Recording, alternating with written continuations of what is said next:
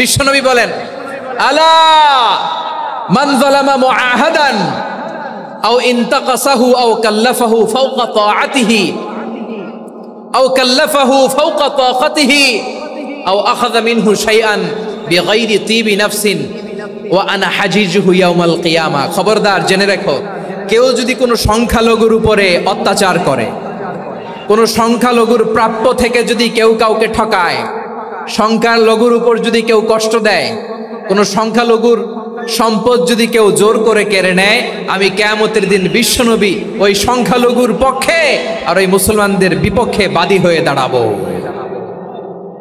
সুবহানাল্লাহ বলতে পারলেন না? আল্লাহু আকবার। তাহলে অন্য ধর্মের প্রতি সব সময় ইসলাম সহনশীল, টলারেন্স। যদি আপনি দেখতে চান ইসলামের নবী বিশ্বনবীর দিকে তাকান, ঠিক কিনা বলেন?